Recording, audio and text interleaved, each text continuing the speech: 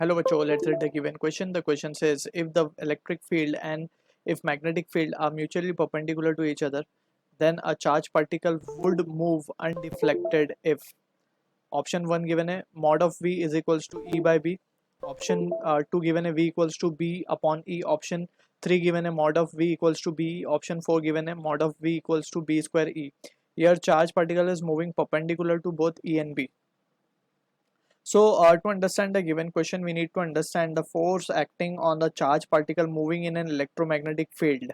So जब भी electromagnetic field यानी कि electric field and magnetic field में कोई charged particle move करेगा, let's say with velocity v, so in that situation we can say it will experience a force that is given by the Lorentz force expression, that is F net is equals to q e bar plus q v bar cross b bar.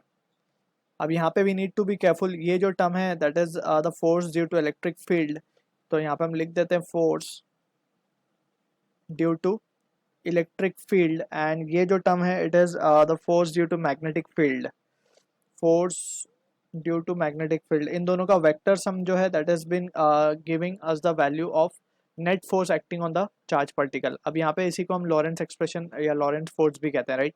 अब यहाँ पे we need to be careful कि अगर कोई particle undeflected move हो तो यानी कि उसके ऊपर कोई फोर्स नहीं लग रहा, यानी कि for undeflected condition, for undeflected condition we can say undeflected condition के लिए क्या होना चाहिए, F net on the particle should be what, zero. अगर ऐसा है तभी in that situation we can say कि particle will go undeflected. So यही एक्सप्रेशन को we will use and try to answer the question. अब यहाँ पे हमें बोला गया अनडिफ्लेक्टेड है यानी एफ नेट जीरो होगा, यानी कि हम क्या लिख सकते हैं, Q E bar will be equals to minus of Q V bar cross B bar, right. So यहाँ से अगर हम देखें तो ये तो कैंसिल हो जाएगा, माइनस सॉरी माइनस नहीं, क्यू क्यू कैंसिल हो जाएगा. सो यहाँ से आ रहा है E bar will be equals to minus of V bar cross B bar, यानी कि ये चीज़ हमें क्या बता रही है कि डायरेक्शन अपोजिट होना चाहिए. Negative sign is showing the direction of electric field and B cross B, यानी कि force due to magnetic field क्या होना चाहिए, अपोजिट होना चाहिए, राइट. सो यहाँ पे we can clearly see that in terms of magnitude अगर हम देखें तो मैग्नीट्यूड में इक्वल होने चाहिए, डायरेक्शन में अपोजिट होने चाहिए, तो इसको हम क्या लिख देंगे, we B sine theta.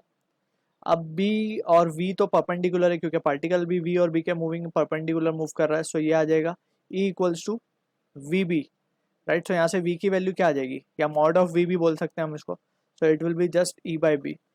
So from this expression हम देख सकते हैं सारे ऑप्शन जो हमें गिवन है उसमें से हम क्या कर सकते हैं, option 1 is the correct answer to the question, right. इसको हम यहाँ पे अगर थोड़ा सा और समझने की कोशिश करें, सो अगर लेट्स से इलेक्ट्रिक फील्ड की वजह से जो फोर्स इधर आ रहा है, सो मैग्नेटिक फील्ड की वजह से फोर्स को इधर लगना पड़ेगा, and both has to be equal in magnitude and opposite in direction. So this is what the condition that this particle will go undeflected.